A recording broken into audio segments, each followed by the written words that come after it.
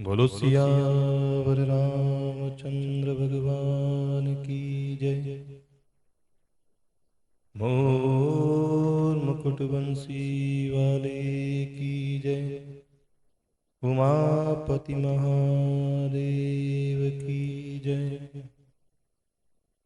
नाम मंथरा मंदमती चेरी के कई केरी अजस पिटारी ताहि करी गई गिरामती फेर।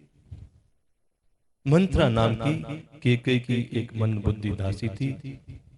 मां शारदा ने उसे अपयस की पिटारी बनाकर उसकी बुद्धि को फेर दिया और वहां से प्रस्थान किया। अब उस मंत्रा ने देखा कि नगर सजाया हुआ है, सुंदर मंगलमय बधावे बज रहे हैं, तो उसने लोगों से पूछा कि ये कैसा उत्सव है।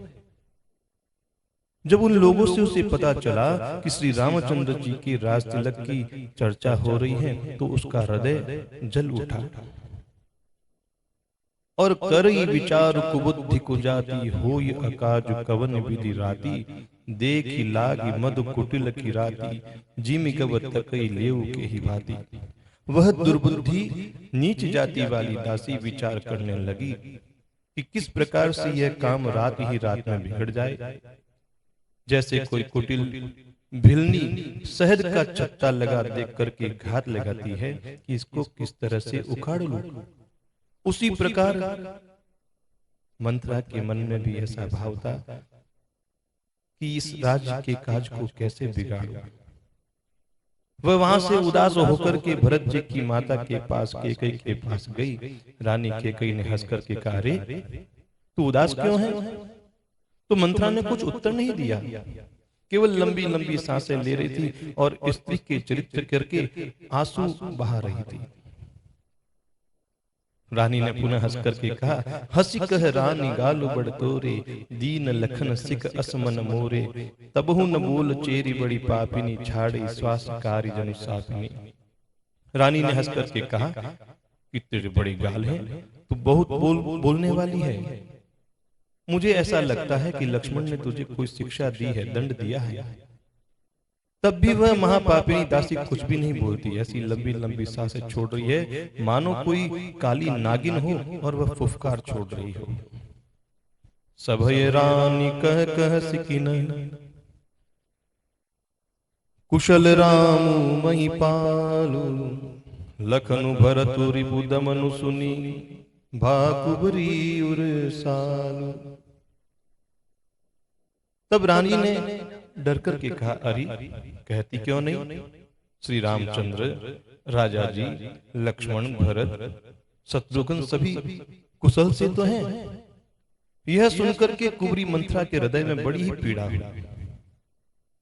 वह कहने लगी, हे माई, हमें कोई क्या सीख देगा और मैं किसका बल पाकर के घमंड करूं, गर्व करूं? रामचंद्र को छोड़कर आज और किसी का कुशल नहीं है। क्यों? क्योंकि उन्हें राजा राजपद दे रहे हैं, युवराज पद दे रहे हैं।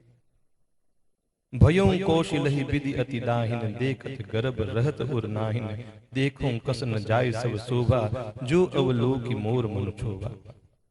आज कौशल्या को विधाता बहुत अनुकूल हुए हैं। यह देख कर के उनके हृदय में गर्व नहीं समा रहा है। तुम स्वयं जाकर के सारी शोभा क्यों नहीं देख लेती हो? जिसको देख करके मेरे मन में शोभ हो रहा है, दुख हो रहा है। और तुम्हारा पुत्र तो विदेश में है, तुम्हें किसी प्रकार की सोच नहीं, चिंता भी नहीं। जानती हो कि तुम्हारे स्वामी तुम्हारे वश में है। तुम्हें तो केवल पलंग पर पड़े पड़े नींद लेना ही बहुत प्यारा लगता है। तुम राजा की कपट से भरी हुई चतुराई को नहीं जानती हो। सुनी प्रिय बचन मलिन मनु जानी झुकी रानी अब रहु अरगानी पुनि अस कबहु कह सिकर फोरी तब धरी जीभ कड़ावों तोरी। मंत्रा के प्रिय वचन सुनकर किंतु उसको मन की मैली जानकर के रानी उसको डांटते हुए बोली, बस बस अब चुप हो जा, घर फोड़ने वाली। जो फिर कभी ऐसा कहा तो मैं तेरी जीभ पकड़ करके निकलवा दूंगी। कानी खोरे कुबरे कुटिल कुचाली जान तिय विशेष पुनि चेरी कही भरत मातु मुस्कान, कि कानों, लंगड़ों और कुबड़ों को कुटिल और कुचाली जानना चाहिए, और उनमें भी खास करके स्त्री और वह भी दासी। इतना कहकर भरत जी की माता कैकेयी मुस्कुरा करके वहां से चल गई। बोलो सियावर रामचंद्र भगवान की जय।